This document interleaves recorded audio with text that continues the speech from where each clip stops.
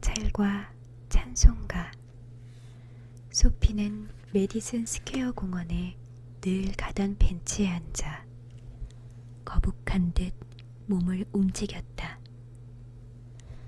기러기가 높은 밤하늘에서 울어대고 바다 표범 외투가 없는 여자들이 남편에게 상냥해질 때, 그리고 소피가 공원 벤치에서 거북한 듯 움직일 때, 겨울이 바로 가까이 와 있음을 알 수 있다.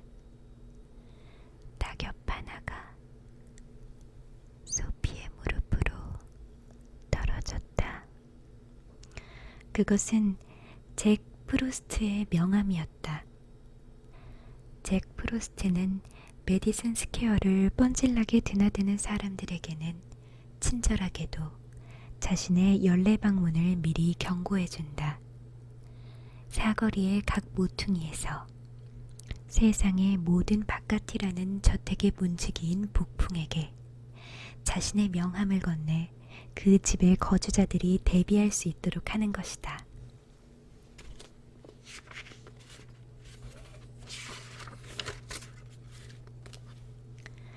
소피는 마음속으로 다가올 혹한에 대비해 단독 재정위원회를 열어 의결할 때가 됐다는 사실을 잘 알았다. 그래서 그는 벤치에서 거북한 듯 몸을 움직였다. 월동과 관련된 소피의 야심은 그리 대단하지 않았다. 지중해 유람선 여행이나 나른한 남극 하늘에 대한 생각, 혹은 베수비오만에서 둥둥 떠다니고 싶다는 생각 따위는 하지도 않았다. 섬에서 석 달을 보내는 것이 그의 영혼이 간절히 바라는 일이었다. 북풍의 신 보레아스와 푸른 제복을 입은 경찰들에게서 벗어나 식사와 잠자리, 마음 맞는 동료를 보장받는 안전한 석 달이야말로 소피에게는 더할 나위 없이 바람직하고 중요한 요소였다. 여러 해 동안 손님 대접이 후한 블랙웰 교도소가 그의 겨울 숙소였다. 그보다 운 좋은 동료 뉴욕 시민들이 해마다 겨울이면 판비치나 리비에라행 티켓을 사는 것처럼 소피는 해마다 섬으로 헤즈라를 떠나기 위해 자기만의 소박한 준비를 했다. 그리고 이제 그때가 왔다. 지난밤 유서 깊은 광장의 분수 옆 벤치에서 잘 때 외투 속과 발목 부근, 무릎 위로 나누어 덮은 안식일판 신문 3장은 추위를 막아주지 못했다. 그러자 때마침 소피의 머릿속에 그 섬이 불쑥 떠올랐다. 그는 도시 빈민들에게 자선이라는 이름으로 제공되는 식료품을 경멸했다. 소피가 생각하기에는 법이 자선보다 친절했다. 단순한 생활에 어울리는 숙박과 식사를 제공받을 수 있는 기관은 시립단체건 자선단체건 끝도 없이 많았다. 하지만 소피처럼 자존심이 강한 사람에게 자선단체의 기부물품은 거치적거리기만 했다. 자선의 손길이 제공한 모든 혜택에 대해서는 돈은 아니라도 정신적 굴욕이라는 대가를 치러야 하는 법이다.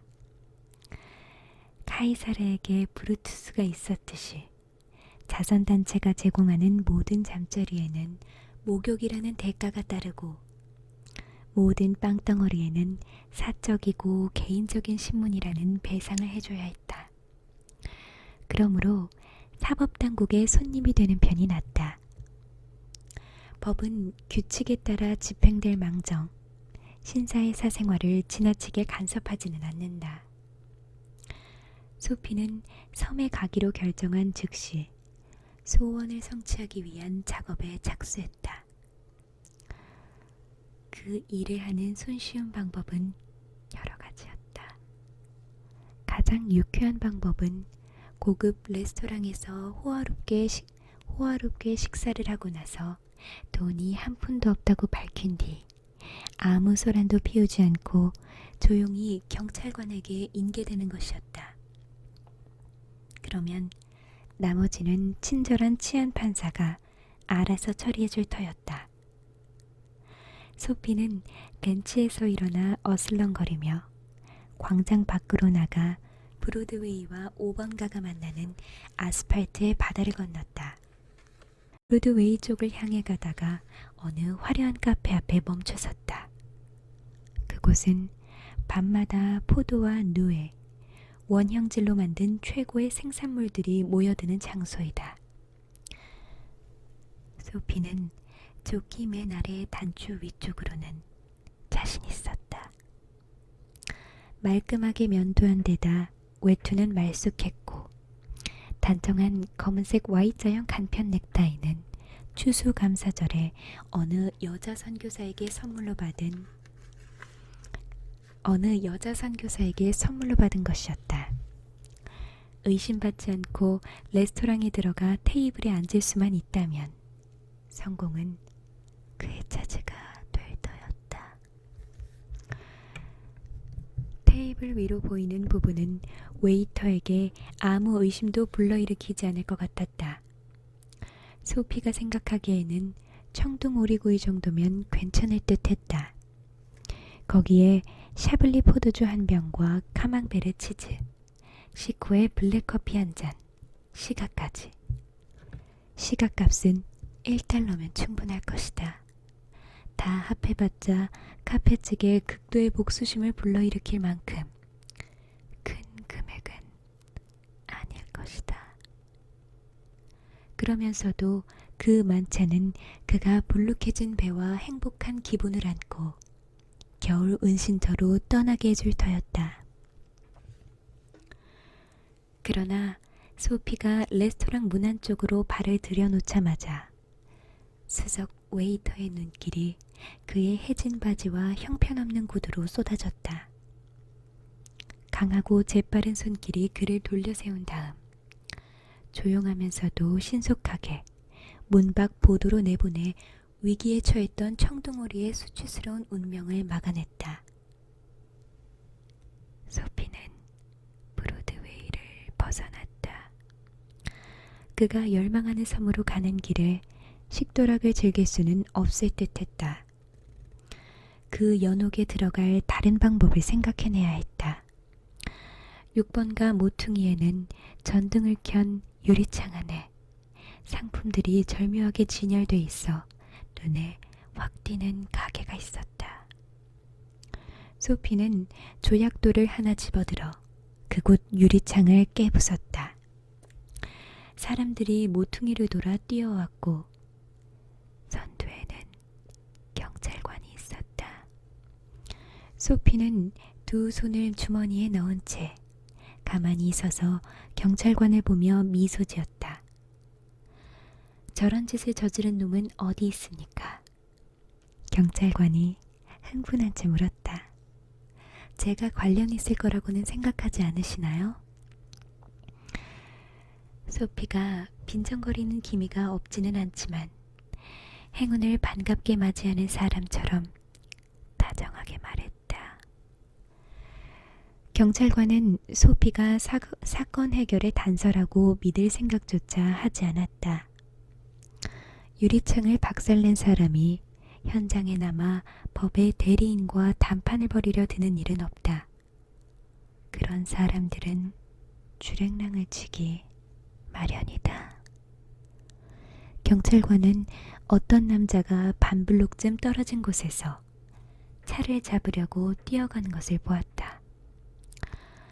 그가 곤봉을 꺼내들고 남자를 쫓아갔다. 2번씩이나 실패하자 소피는 넌더리가 나서 주변을 어슬렁거렸다. 길 맞은편에 소박한 레스토랑이 하나 있었다. 식사를 양껏 제공하면서도 가격이 적당한 곳이었다. 그릇은 투박하고 공기는 탁했으며 스프는 묽고 테이블 보며 냅킨은 얇았다. 소피는 힐난의 대상인 신발과 그의 처지를 빤히 드러내는 바지 차림으로도 아무 이의제기 없이 그곳에 들어갈 수 있었다. 그는 자리에 앉아서 비프 스테이크와 팬케이크, 도넛, 파이를 먹었다. 그러고 나서 웨이터에게 자신이 동전 한 푼 없는 신세라는 사실을 털어놓았다. 이제 어서 경찰을 불러요. 소피가 말했다. 점잖은 사람 기다리게 하지 마시고, 당신 같은 사람한테 무슨 경찰? 맨해튼 칵테일에 든 체리 같은 눈을 한 웨이터가 버터 케이크 같은 목소리로 말했다. 웨이터 두 사람이 내동댕이 치는 바람에 소피는 보도의 왼쪽 귀를 정통으로 찧었다. 그는 옥수가 접이식 의자를 펴듯이 관절 마디마디를 펴며 일어서서 옷에 묻은 먼지를 털었다. 체포된다는 건 한낱 장밋빛 꿈에 지나지 않는 것 같았다. 섬은 너무 멀리 떨어져 있는 듯 보였다. 두 집 건너 약국 앞에 서 있던 경찰관은 웃음을 터뜨리며 걸어가 버렸다. 소피는 5블록을 더 걷고 나서야 다시 한번 체포를 자청할 용기를 낼 수 있었다. 이번에 생긴 기회는 그에게 어리석게도 식은 죽 먹기로 보였다. 수수하면서 호감 가는 차림새를 한 젊은 여자가 어느 진열장 앞에 서서 그 안에 놓인 면도형 컵과 잉크 스탠드를 흥미롭게 응시하고 있었고, 진열장에서 2미터쯤 떨어진 곳에는 엄격한 표정의 덩치 큰 경찰관이 소화전에서 기대고 있었다. 비열하고 혐오스러운 난봉꾼인 척하는 것이 소피의 계획이었다. 피해자의 세련되고 우아한 모습과 성실한 경찰관이 가까이 있다는 점을 감안할 때 그는 곧 자기 팔에 기분 좋은 경찰관의 소나기 힘을 느끼고 결국 그 작은 섬의 겨울 숙소를 보장받게 되리라고 믿고 있었다. 소피는 여자 선교사가 준 간편 넥타이를 고쳐매고 속으로 기어들어간 셔츠 소매를 밖으로 끄집어낸 다음 모자를 끝내주는 각도로 쓰고 나서 젊은 여자를 향해 슬슬 옆걸음질 쳤다. 여자에게 추파를 던지며 몇 차례 에헴 하고 헛기침을 한 다음 능글맞게 웃으면서 난봉꾼다운 경솔하고 한심하며 뻔한 말들을 뻔뻔스럽게 던지며 다가갔다.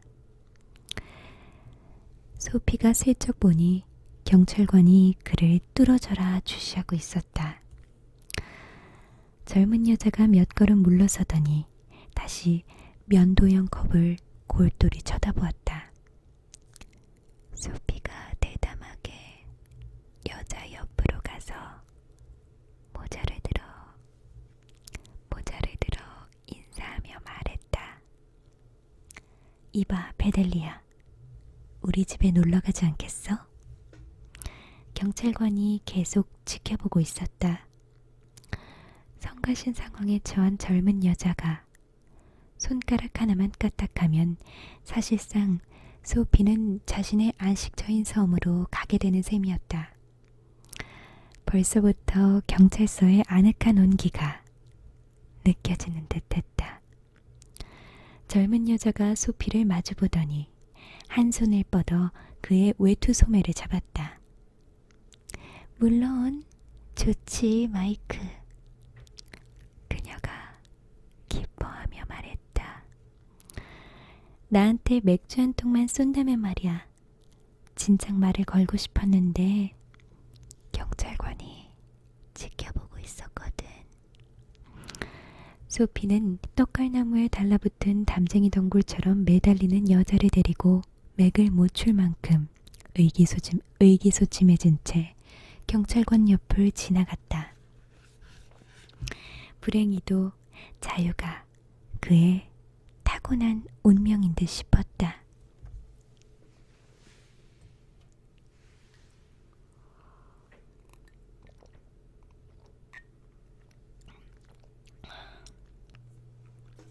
다음 모퉁이에서 그는 동행하던 여자를 뿌리치고 달아났다. 이윽고 밤이면 환하게 불을 밝힌 거리에 연인들과 그들의 맹세와 오페라 가사 같은 말들이 가득 넘실거리는 곳에 멈춰섰다. 모피를 두른 여자들과 두껍고 긴 외투를 걸친 남자들이 겨울바람을 맞으며 경쾌하게 움직였다. 어떤 무시무시한 마법이 자신의 체포를 막는 것 같다는 두려움이 그를 엄습했다. 그런 생각에 그는 약간 당황스러웠고 휘황찬란한 극장 앞에서 호기롭게 어슬렁거리는 다른 경찰관과 마주쳤을 때 지푸라기라도 잡는 심정으로 치안 문란 행위에 매달리게 되었다. 소피는 보도 위에서 거친 목소리를 한껏 높여 소리 지르며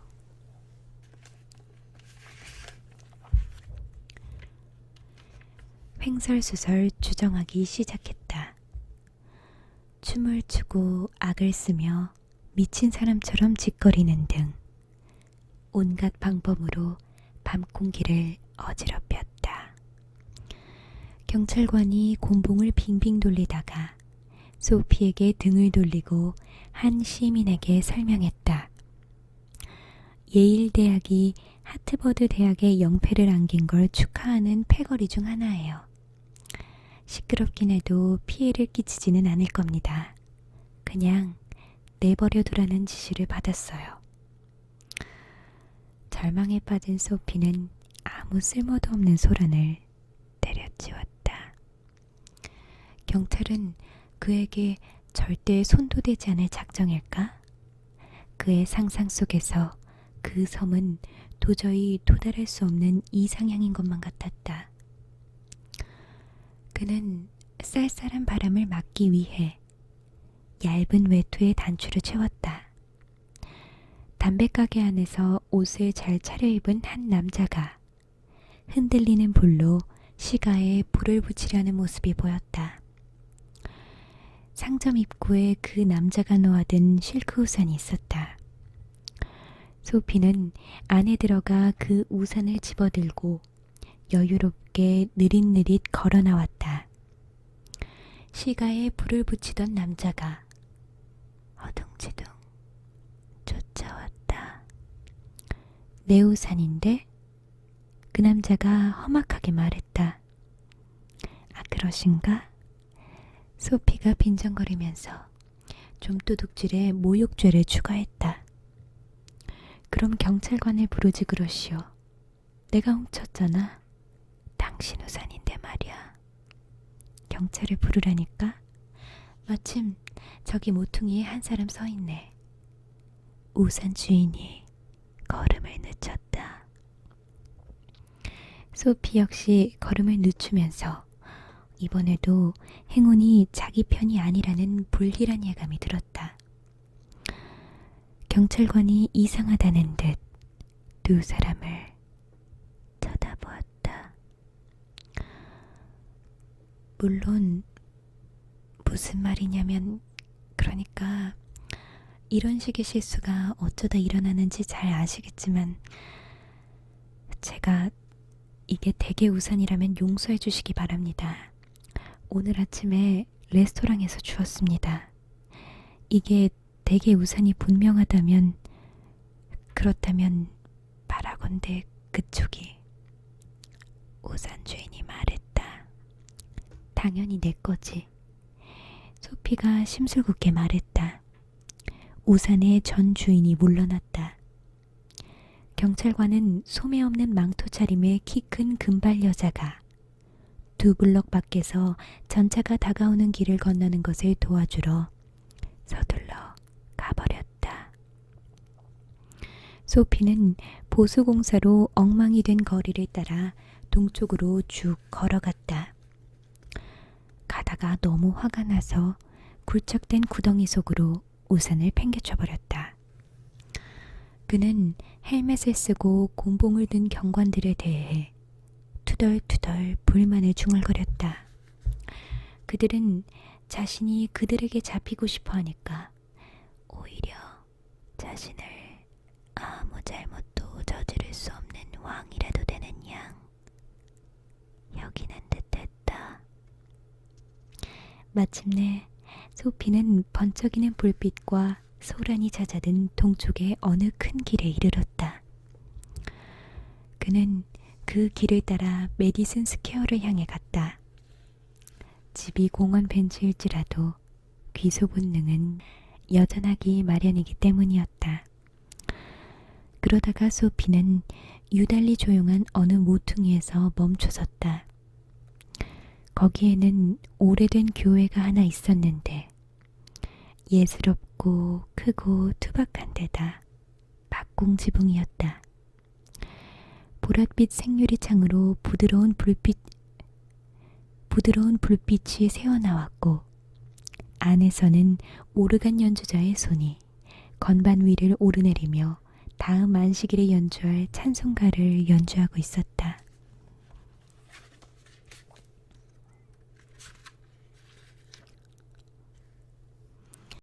소피의 두 귀로도 그 감미로운 음악이 떠밀려와 그를 사로잡았고 그는 나선형 무늬의 철제 난간에 기대 못 박힌 듯 서 있었다.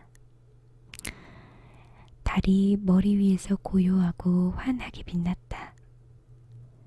차량도 인적도 드물었고 참새들이 졸린 듯 처마에 앉아 짹짹거렸다. 잠시 동안 그곳은 마치 시골 교회의 묘지 같았다. 오르간 연주자가 연주하는 찬송가가 소피를 철제 난간에 딱 붙여놓았다. 그 찬송가는 그의 삶에 어머니와 장미, 야망, 친구, 깨끗한 생각과 옷깃이 있던 시절의 그에게 무척 익숙한 것이기 때문이었다. 소피의 활짝 열린 마음 상태와 오래된 교회의 영향력이 한데 섞여 그의 영혼에 갑작스럽고 놀라운 변화가 일어났다. 그는 자신이 굴러떨어진 구덩이와 타락한 나날, 하찮은 욕망, 말라 죽은 희망, 망가진 재능, 자기 존재를 채우고 있는 비열한 동기를 생각하며 느닷없는 공포를 느꼈다. 그러자 순식간에 그의 마음도 이 새로운 기분에 강렬하게 호응했다. 그는 자신의 절망적인 운명과 싸우고 싶다는 즉각적이고 강렬한 충동에 휩싸였다. 이 진창에서 빠져나가 다시 한번 사람다운 사람이 되고 자신을 사로잡았던 죄악을 극복하고 싶었다. 시간은 있었다. 그는 아직 젊은 편이었다. 그는 그 옛날 간절했던 야망을 되살려 흔들림 없이 추구해 나갈 터였다. 엄숙하지만 감미로운 오르간 선율이 그의 내면에 대변혁을 불러일으켰다. 그는 내일 북적거리는 시내 중심가로가 일자리를 찾아볼 것이다. 어느 모피 수입상이 그에게 운전기사 자리를 제안한 적이 있었다. 내일 그 사람을 찾아가 그 자리를 달라고 부탁해볼 작정이다. 이 세상에 쓸모있는 사람이 될 것이다. 또 그는 소피는 누군가가 자신의 팔을 잡는 것을 느꼈다. 재빨리 돌아보니 얼굴이 널쩍한 경찰관이 보였다. 여기서 뭐 하는 겁니까? 경찰관이 물었다. 아무것도 안 하는데요? 소피가 대답했다. 그럼 같이 갑시다. 경찰관이 말했다. 섬에서 금고 3개월. 이튿날 아침 즉결재판소에서 치안 판사가